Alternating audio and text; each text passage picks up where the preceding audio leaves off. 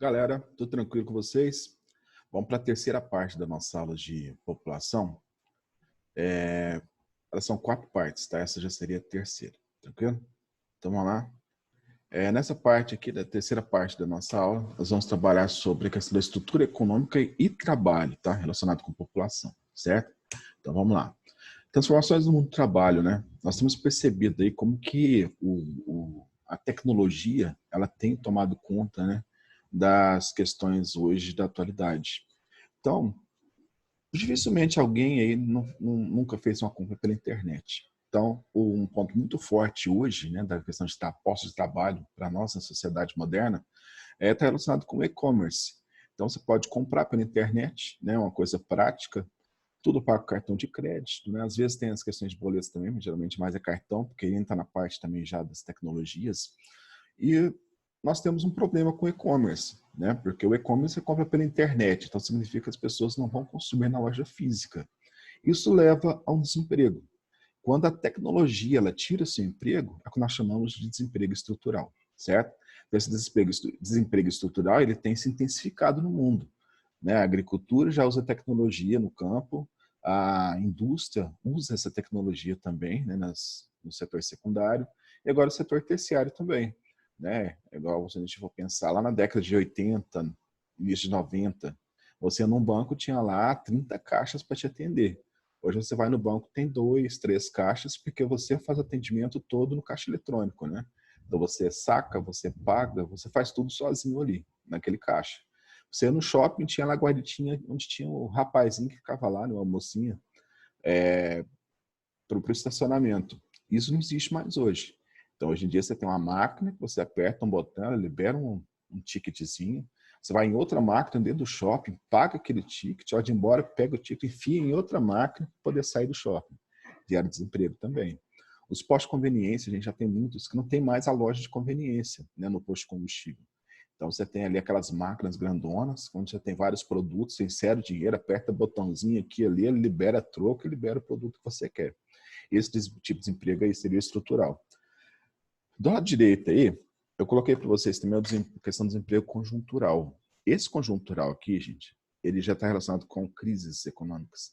Então, imagina o Brasil nessa crise que a gente está agora. Vamos pegar uma atualidade, né? A questão do coronavírus agora em 2020. Então, nós vamos ter desemprego conjuntural acontecendo. Porque a crise econômica ela vai se estabelecer em vários países porque está tudo parado. Então, seria o desemprego conjuntural. Agora, quando a tecnologia tira seu emprego, o desemprego seria estrutural. Beleza? Os grandes problemas que a gente tem hoje relacionado ao e-commerce, tá, para o Brasil, tá? Está relacionado com transporte. Né? Então, nós temos que melhorar muito a questão de transporte, de entrega, para poder a coisa deslanchar. Às vezes você compra um produto para o Natal e ele chega em fevereiro. Compra um produto da China e demora lá 3, 4 dias para poder chegar aqui no Brasil. A hora que chega na nossa fronteira ali, né, na parte portuária, na alfândega, né, ele vai ficar mais ou menos um mês parado. É muita burocracia. Então tem muita coisa que tem que ser modificada ainda, né? Certo? Bom, a população ela é distribuída entre o PEA e a PEI. PEA é a população economicamente ativa. São as pessoas que trabalham e geram riqueza, tá, gente? Porque só trabalhar não, tem que gerar riqueza. A P é a população economicamente inativa, são aqueles que já estão inativos, já não geram mais riqueza para o país. Então, dentro desse PEA, que são os ativos, nós temos aqui as pessoas com mais de 15 anos de idade integradas no mercado de trabalho, né, que aí entra já o menor aprendiz, formal ou informal. Hoje, com relação à crise econômica, o emprego informal ele ficou tão forte que ele foi inserido também nesses dados aí, tá? Pessoas trabalham nas ruas, sem carteira assinada, né? Ruim que não tem seguridade nenhuma, mas as pessoas estão inseridas no mercado, elas estão trabalhando. E pessoas que estejam à procura de emprego. Então, geralmente, eles adotam ali um prazo de 6 meses, né? Se for desempregado, mais um prazo de 6 meses, você continua fazendo parte dos ativos. Por quê? Eles entendem que você está desempregado, mas você está procurando emprego, né? Ninguém vai ficar sem trabalhar, não tem como viver sem trabalhar, certo? A PEI, PEI, População Economicamente Inativa, pega os menores de 15 anos, que não pode trabalhar. Tem um detalhezinho aí, gente, que a DIEESE, ela adota 10 anos, tá? Porque a partir de 10 anos, você pode trabalhar com a família, entendeu? mas para trabalhar para fora a partir dos 15 anos, aí que entra como menor aprendiz. Estudante, então estudante não é uma profissão, tem muita gente que vai fazer o currículo e coloca lá estudante, né? Estudante não, você está se preparando para ter uma profissão no futuro, mas estudar não é uma profissão, certo? Donas de casa também são inativas, apesar de trabalharem muito, cuidar de casa, de filho, lavar roupa, faz comida, tudo mais, ela não está gerando riqueza para o país, capital, certo? Aposentados e pensionistas também, que não estão integrados nesse mercado de trabalho, né? Apesar de que ele vai receber a sua aposentadoria, a sua pensão, e vai gastar esse dinheiro, né? Vai, ou seja, movimentando a economia, esse dinheiro, na verdade, está vindo do governo, então ele não está gerando mais dinheiro para o governo, ele está gastando dinheiro que o governo já tem lá, beleza? E pessoa que vive de renda também. Então eu sou lá, né, uma pessoa que tem 15 apartamentos, vive de aluguel, coisa assim. Eu não estou gerando riqueza, não, tá? Aquilo seria a renda que eu tenho, certo? Aqui mostra onde que esse setor da população ativa trabalha, né, os setores de atividade da economia. Setor primário é tudo relacionado à terra, tá? Agricultura, pecuária, extrativismo. O setor da economia secundário vai entrar com a parte da transformação, com as indústrias. E o setor terciário já entra com o setor de serviços, comércio, turismo, né? Tudo entra nessa parte de serviços, tá? Serviço, gente, é quando você tem um serviço bancário, hospitais particulares, as próprias escolas particulares, né? Entram aqui. E o setor quaternário, né? Ele é mais recente, onde você insere tudo que está relacionado com a informática. Porque a informática ela acabou que ela se expandiu de tal forma que antes era terciária, ela acabou que exigiu um setor só para ela, né? Tanto ligado a questões de hardwares, né, como de softwares, tranquilo?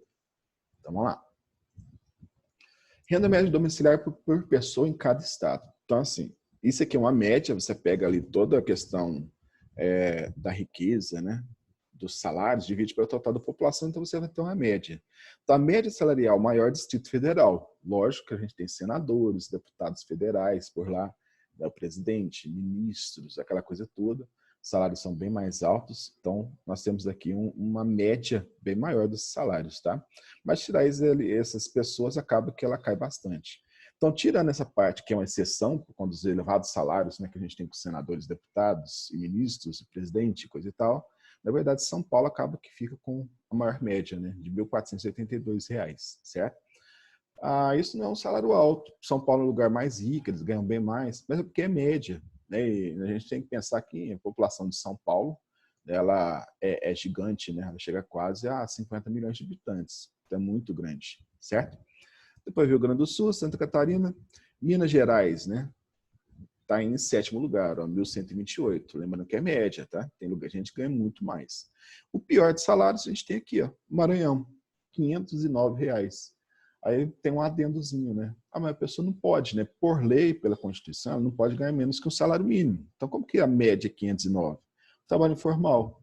Então, as pessoas que trabalham informalmente, né? Ainda mais nessas áreas que são mais pobres, né? Com poder aquisitivo menor, elas acabam que a média nisso tudo acaba que cai bastante, vai para R$ 509. Então, já percebeu que os piores salários, ó, Maranhão, Alagoas, Pará, Ceará e Piauí. Tirando o estado do Pará, que é a região norte, pega mais a região nordeste do país. Aqui mostrando um pouquinho sobre as classes sociais. A classe social, gente, ela é baseada na questão da renda familiar. Tá? Então, esse aqui é uma classificação feita pelo IBGE, Instituto Brasileiro de Geografia e Estatística. O salário base aqui, né, que eu peguei foi de 2016, né, que era de R$ 880. Então, dá para a gente ter uma ideia para hoje, né, que deu uma aumentadinha aí. A classe A, ela ganha acima de 20 salários mínimos, né, que no valor de 2016 de 880 estaria mais ou menos a 16.263, certo? Então, quem ganha com a renda familiar, juntando pai, mãe, filhos, todo mundo, acima de 16.263 seria a classe A. Classe B entre 10 e 20 salários mínimos, a C entre 4 e 10, e a letra D, a classe D e E, até 4 salários mínimos, né? Que chegaria ali em torno de R$ 2.166. Tranquilo? Então, o topo da pirâmide é quem ganha acima de 20 salários mínimos. Mas a gente sabe, gente, se for analisar friamente, né? Classe A, você pensa assim, a pessoa que ela tem dinheiro, que ela pode comprar o que ela quiser. Né? Eu quero comprar um apartamento, eu vou lá e compro um apartamento. Eu quero trocar de carro agora, eu vou lá e troco de carro agora. Entendeu? R$ 16.000 não é uma quantia tão alta assim, mas é uma média. Então, quem ganhar acima de 16 mil, tranquilo? Aqui mostra, né, a questão que nós temos hoje com relação aos impostos, né? Para quem costuma observar bastante, né, quando você vai abastecer, na notinha lá você consegue observar que grande parte do que a gente paga do combustível é tudo imposto, né? Quase que a metade é imposto. Então, assim, é muito caro o que a gente paga de imposto. Em relação ao mundo, nós somos a terceira nação que mais paga impostos. Ó. Nós trabalhamos 148 dias só para pagar impostos, né? De tudo que a gente consome, de tudo que a gente produz, tá? Mas não somos o pior. O pior é a Suécia, são 185 dias. Você fala assim, mas então eles reclamam muito mais do que nós, né? Não. Por quê? No Brasil a gente paga imposto e não é uma mentira, né? Não é uma questão de é, exagero, não é isso. A gente sabe que grande parte dessa verba aqui não volta para a gente, né? Não vem para a saúde, para a educação, para a infraestrutura, né? São desviados. Grande parte dessa verba é desviada. Na Suécia, isso volta para o contribuinte, isso volta para as pessoas. Então, eles sentem isso. É igual, por exemplo, a questão do Reino Unido. Né? No Reino Unido, eles pagam a taxa da coroa, que é para manter a coroa britânica, né? A realeza britânica. Então, essa taxa da coroa que tem lá, eles até não gostam de pagar, não, né? Porque, se a gente for analisar, gente, é uma coisa assim, de muitos gastos, né? Muito luxo, festas milionárias, chás beneficentes, né? Manter toda a família real é um custo muito alto. Mas eles pagam um elevado imposto de renda. E esse imposto de renda deles ali é alto, mas eles não reclamam. Por quê? A escola é de qualidade, os hospitais são de qualidade, a estrutura do país é de qualidade, tem retorno. Então, eu estou pagando muito alto no imposto de renda, mas eu não preciso gastar com educação, não preciso gastar com plano de saúde. Né? Então, eu tenho todo um retorno. Né? Então, isso é importante ressaltar também. Dentre esses países aqui, que a gente colocou 3, 6, 7, 8, né? O México está em 8º lugar. São 91 dias. Coisa interessante, até para a gente retratar, já que já está falando do assunto, o México hoje, né, ele está entre os países emergentes aí que vem se destacando bastante. Né? Ele se encaixa ali no que o Dion Liu chamou antigamente de BRICS, agora criou também o MIST. O México, a Indonésia, a Coreia do Sul e a Turquia. O México tem se destacado muito, gente, por questões ali de facilidades, né? Hoje, para você abrir uma empresa no Brasil, demora ali 2, 3 meses. É muita burocracia, muito papel, é aquela coiseira. No México, demora mais ou menos ali, não chega a 2 semanas. Então, é muito rápido para abrir uma empresa, né? Então, é mais tranquilo, é menos burocrático. Setor terciário no Brasil. Né? Nós temos aí uma grande parcela da população está ocupada no setor terciário. Né? Porque no primário, a máquina planta, a máquina colhe, né? Então, a gente tem a questão da tecnologia no campo, que ela acabou gerando um desemprego muito forte ali. Né? Desemprego, no caso, seria o estrutural. No setor secundário, da mesma forma. As máquinas hoje elas trabalham nessas indústrias de forma produtiva e intensa, né? São 24 horas por dia. Né? E para o empresário, né, o custo-benefício é muito alto. Né? Então, rapidamente, ele paga aquele maquinário e começa com os lucros.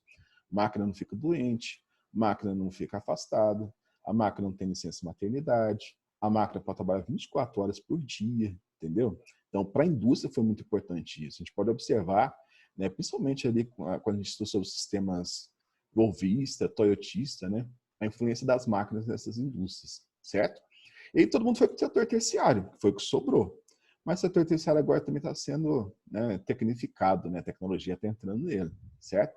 A gente vai observar aqui, gente, né, nesse gráfico está mostrando onde que nós temos a grande parte dos empregos, né, o que movimenta o PIB, que gera riqueza para o país. Então, nós temos aqui 67% das pessoas estariam no setor de serviços, 27% nas indústrias e 6% só na agropecuária. Beleza? Aqui mostra o mapa do desemprego no mundo. Né? Então, a gente vai ter aqui alguns países que se destacam pelos empregos. Vai observar que a maior quantidade tem vermelhão, tá vendo? As cores mais quentes. Onde está cinza é porque não tem dados, tá, gente? Isso é muito comum dentro da ciência cartográfica. Então, olha só, África do Sul, bem exagerado. Olha a Espanha, tá vendo? Mas é a Europa, desemprego, né? Nós temos ali várias questões econômicas relacionadas a esse desemprego. Olha só a Grécia, como que tá vendo? Então, a gente vai observar que tem países europeus que também estão em crise. Nós temos países da América Latina mesmo aqui, ó, que tem problemas. Olha a Venezuela, né, com o Nicolás Maduro, como que ela tá, crise violenta. Colômbia também não está muito atrás, tá vendo? Tem muito desemprego. O Brasil está um pouquinho melhor, né? Junto com o Uruguai, com a Argentina, com o Chile, né? Está um pouquinho melhor, tá? Mas melhor é que a gente ainda estava aqui, né, na situação o Peru e o Paraguai, tá vendo? E melhor que a gente ainda, né? No caso aqui seria a melhor colocada da América Latina. Aí entraria com a Bolívia, certo? Mas esses dados são de 2015, lembrando isso aí, tá? A questão do desemprego no Brasil, né? Que nós temos um gráfico onde nós temos, né, retratando como que está a questão do desemprego no Brasil de 2009 até 2016. Esse azulzinho aqui é o gráfico do desemprego no Brasil, que ele foi caindo, caindo, que de repente ele subiu depois de 2015, né? Quando teve aquele escândalo da Petrobras, né? Com a Operação Lava Jato, todo aquele problema que a gente teve aí, né? Então, gerou crise econômica. A OCDE, né, que são os países ricos, estão lembrando aqui, ó, tá vendo? O desemprego foi só caindo também.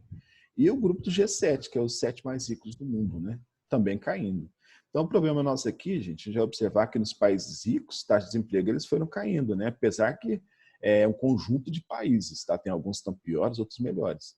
Mas no Brasil, depois de 2015, com a crise que veio, né? Pelo escândalo da Petrobras, né? Acabou que a taxa de desemprego no Brasil ele foi aumentando bastante. Bom, mercado da informalidade, né? Eu comentei com vocês mais no início, ele está relacionado aí com a questão de você trabalhar sem carteira assinada.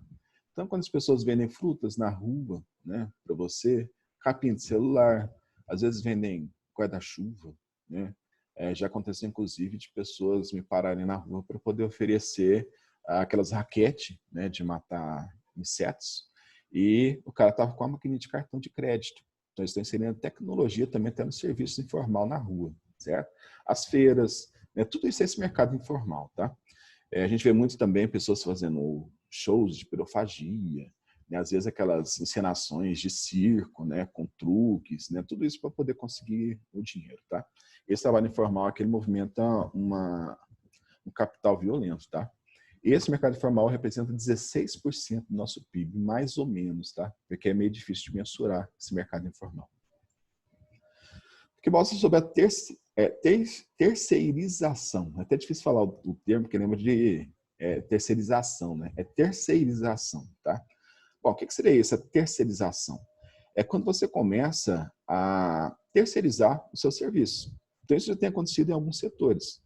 A grande parte das empresas hoje, elas terceirizaram, né, a questão da limpeza. Então, eu sou dono da escola, né?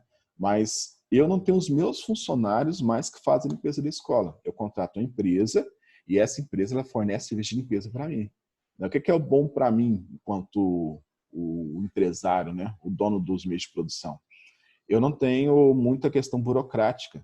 O fulano tirou férias. A empresa que eu contratei o serviço vai mandar outra pessoa para mim. Eu não tenho nada com isso. Fulano acidentou e está de atestado. Tem que mandar outra pessoa para mim. Entendeu? Então, eu não tenho nada disso. Vou processar a empresa. Ele não vai me processar, ele fornece serviço para mim, ele não é meu funcionário. Ele é o funcionário da empresa que eu contratei. Então, essa parte burocrática aí, acaba que ela fica melhor para o patrão, entendeu? Para o dono dos meios de produção, certo? Aqui tem as razões para terceirização, tá? Grande parte que a gente vai perceber aqui, né, ela está relacionada com focar as questões no negócio. Eu não quero preocupar se acabou o papel higiênico no banheiro. Eu quero preocupar com o meu negócio, né? Então, a empresa que fornece esse serviço de limpeza para mim, ela vai lá e vai importar com esse tipo de coisa, né? Não é foco da minha empresa. Redução de custos, 36%, que a gente tem ali a questão igual de licença maternidade, né? A gente tem a questão também de afastamentos, né? De atestados e tudo mais, férias, tudo isso passa a ser custo da empresa.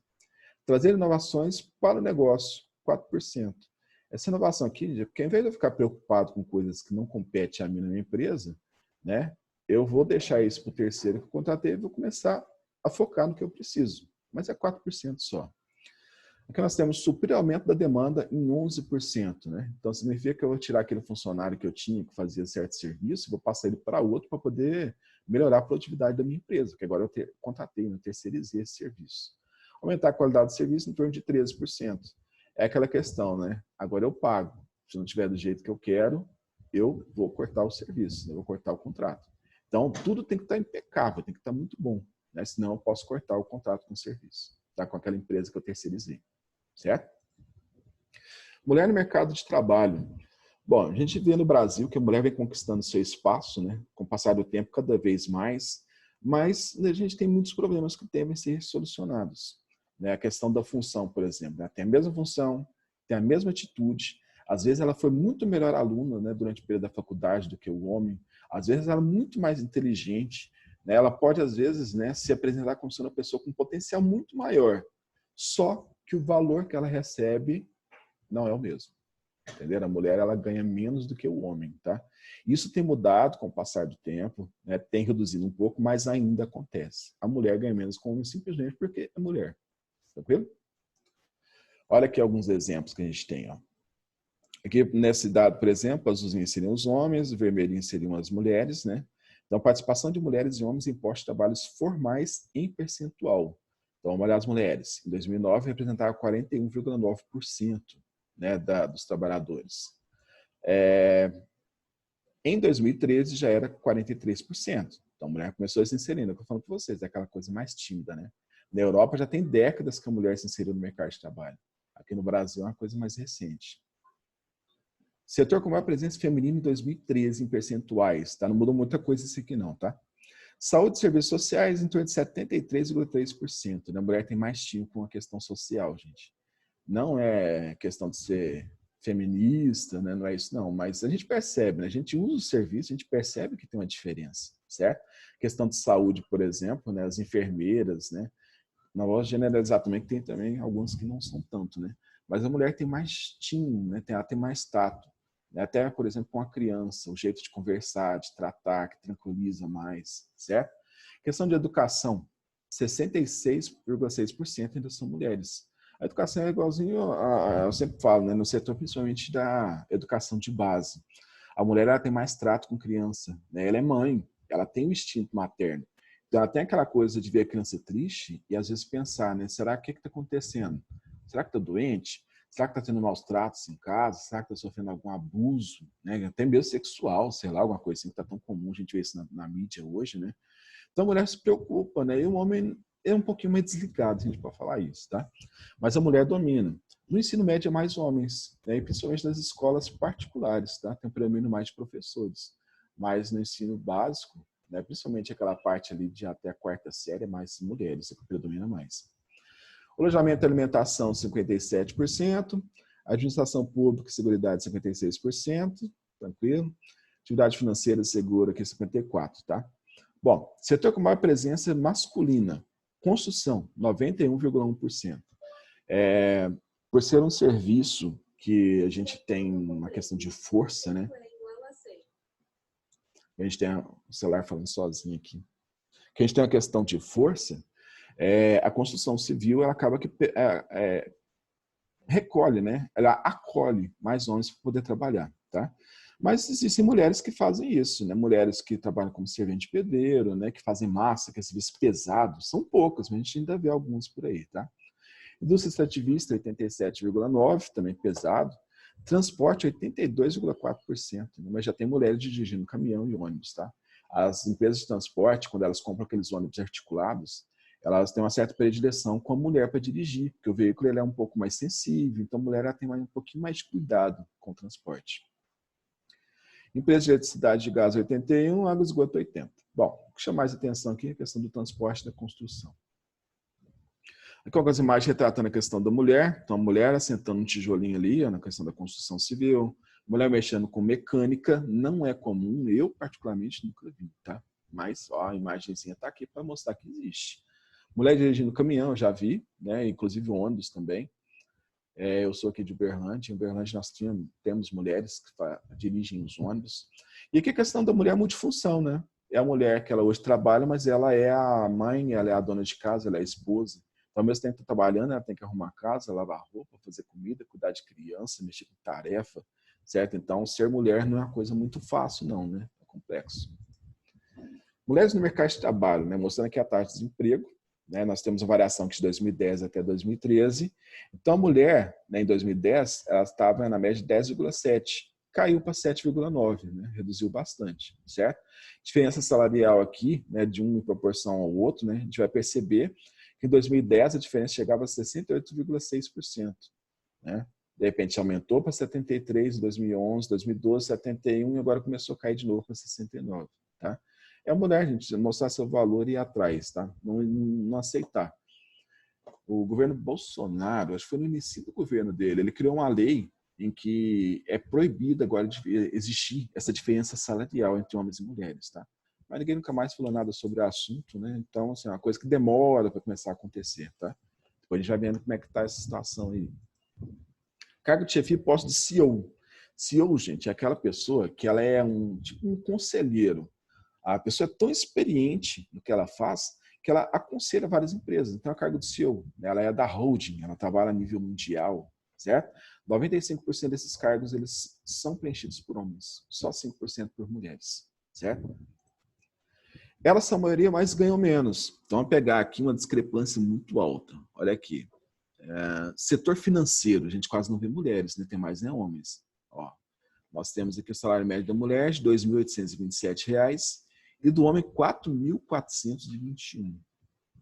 Muito grande discrepância. Hotel e restaurante, não deveria nem ter diferença, né? Aliás, nenhum deles deveria. Setor de saúde, ensino, administração pública também dá diferença grande, ó, 1969 para 2.978. Dá diferença bem grande. Capacidade é diferente só porque é mulher, gente? Não, né? Não faz sentido, não. Bom, mudando de assunto aqui, trabalho infantil. Né? A questão do trabalho infantil, gente, ela não deve ser misturada com a questão de você colocar a criança para aprender as coisas, tá? Aprender por exemplo, né? Eu tenho uma filha, ela tem, com a idade que ela já tem, que agora está com 8 anos, ela tem que saber colocar um prato na pia. Ela tem que saber fazer umas coisas básicas, né? Então, é uma coisa assim, que não é exploração. Você colocar ela para arrumar a cama dela, estende aí o lençol, esse tipo de coisa aí. Inclusive, você é obrigado a ensinar. Você está ensinando a vida do seu filho. Agora, a questão de trabalho infantil é trabalho pesado. É aquela coisa que, ao invés da criança estar estudando, ela vai estar trabalhando. Isso não é uma coisa legal. Tá? Então, nós temos muitos problemas com a questão de exploração do trabalho infantil, inclusive no Brasil. Tá?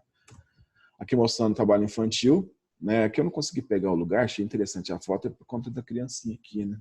O tamanhozinho dela aqui está carregando com tijolo, achei interessante colocar. Mas essa questão de exploração infantil, né, a criança está deixando de estudar, está deixando de brincar, está deixando de viver aquela fase da vida dela já para trabalhar. Isso força um certo amadurecimento, né, das pessoas. Olha esse aqui também, as crianças trabalhando, né, um menino com enxadão maior do que ele. Esse aqui é muito comum, né, nos países africanos. A gente teve problema com isso também na região norte do país, tá?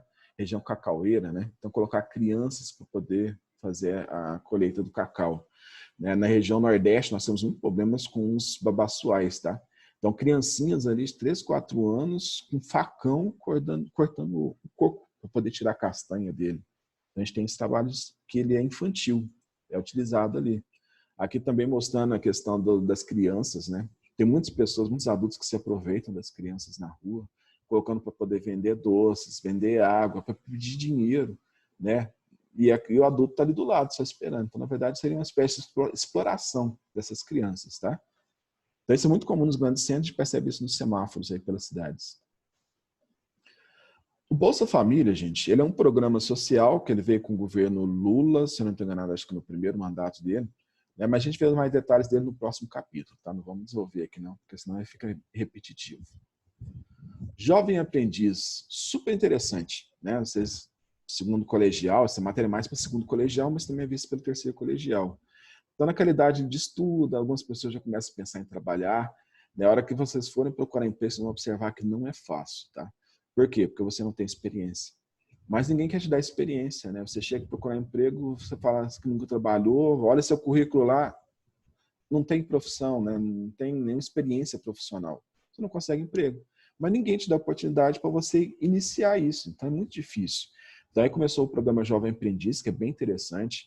Várias empresas de call center fazem isso, supermercados, né, também estão fazendo, onde você pega as pessoas, farmácias também, você pega aquele menor para poder ensinar ele a trabalhar. Você vai moldar ele, né? Vai conseguir a ensinar ele do jeitinho que precisa ser, sem vício, sem nada.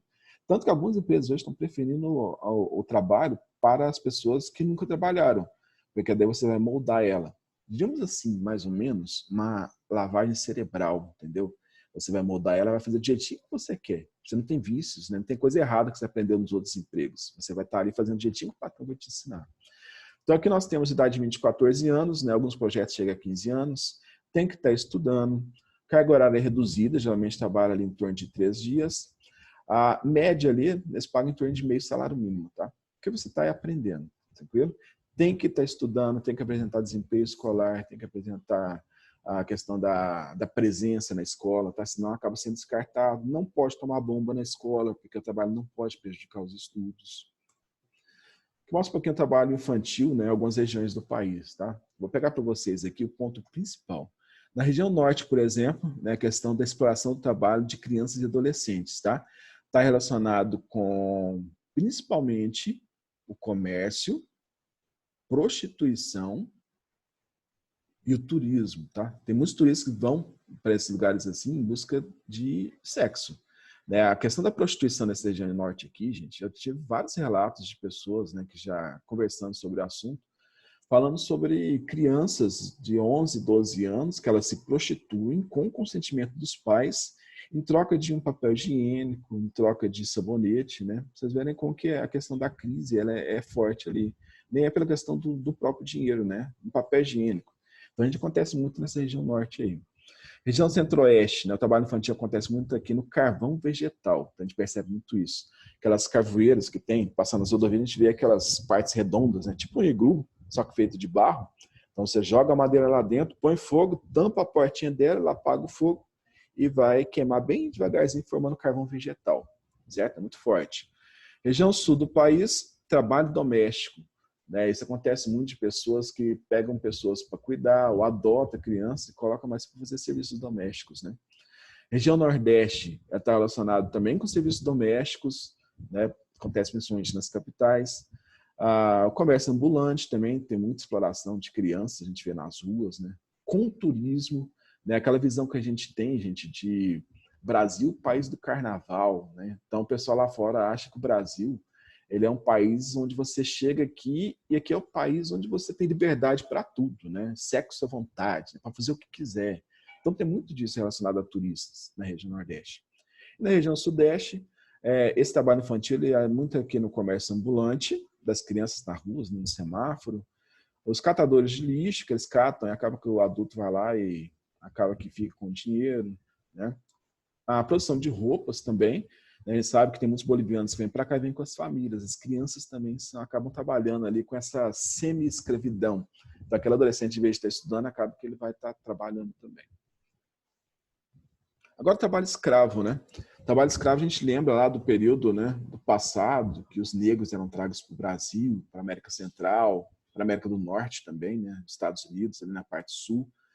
E acha que isso não existe mais, mas na verdade existe. Tem muitos lugares de pessoas que elas ainda vivem em lugares em que ela perde o seu direito de ir e vir. Isso significa trabalho escravo. Então, a pessoa que ela perde esse direito de sair da propriedade de qualquer forma que seja, gente, ela está passando pelo problema com o trabalho escravo ou de semi-escravidão. Hoje, uma forma muito fácil de observar a questão do trabalho escravo, quando a gente tem as pessoas que trabalham nas propriedades e tudo que ela consome, o dono da propriedade é que fornece para ela. Então, ela vai consumir lá a alimentação, gastaria um preço X. Né? O proprietário lá, para poder prender ele, anota tudo que ele consome, mas o preço na fazenda é tudo caro, ele só pode comprar lá, tá? do dono da fazenda. Então, vai ser X ao cubo, entendeu? De valor. Roupa, ele que leva. Então, a calça custa lá R$50, ele põe 150 para poder aumentar também. E aí você fica preso pela dívida e não consegue sair da propriedade. Péssimas condições de moradia, geralmente ali, né, muita sujeira, lixo, bagunça, vivendo em casas, né, feitas ali com madeira. Alimentação precária, né, aquela coisa meio que sem higiene mesmo, né? Sem saneamento básico, muitas vezes sem esgoto, com cisternas, né? Lembrando que cisternas precisam ser limpadas ali no mínimo a cada 10 anos, né? A asepsia dela. Então, o negócio fica lá décadas, certo? Então, o trabalho escravo no Brasil, ele é bem intenso. A gente percebe muito na região Nordeste, na região Norte, com mais veemência, né? Porque vem pelas mídias, né? A televisão mesmo, ela mostra bastante isso. Aqui mostrando as carvoeiras, tá vendo? Daí é para poder fazer o carvão vegetal. Aqui já mostra a Polícia Federal, em áreas onde eles recebem denúncia que está acontecendo trabalho escravo. Então vai lá para averiguar isso, faz uma multa, né? Multa a pessoa que estaria escravizando as pessoas. Bom, outro assunto interessante aqui em relação à nossa população também está relacionado com os afrodescendentes, né? Que antigamente era comum a gente chamar de negros, né? Então, como por questões aí muito de problemas, de processo e tudo mais, hoje afrodescendente seria o termo mais certo de usar, tranquilo? Igualdade racial é para valer. Bom, aqui, gente, a gente pode perceber a Barbie negra, com cabelo Black Power, né? Então, por que não? Se existem pessoas negras, né, por que não também ter uma boneca negra, né, no estilo das pessoas? Então a gente vai perceber que a Barbie, ela tem um certo padrão, né, de criança, de pessoas brancas, com padrão ali todo fininho, né, loira. Então por que não negra também? Então foi bem interessante. Eu achei até interessante esses dias que eu estava vendo na internet, né, que a empresa criou uma Barbie deficiente, né, que tinha um projeto de uma Barbie deficiente, porque existem crianças deficientes, para ela ver que aquilo é uma coisa normal e que ela consegue sobreviver com aquilo. Tranquilo? A questão da cultura afro nas escolas, gente, ela também é muito interessante, né? Aqui no Brasil mesmo a gente consegue perceber, geralmente quando chega, principalmente, né, a data lá de março, com o Dia da Consciência Negra, né, o pessoal leva para a escola, né, aquela dança da capoeira, leva um pouquinho das tradições, até mesmo da religião deles, né? Então a gente consegue identificar essa cultura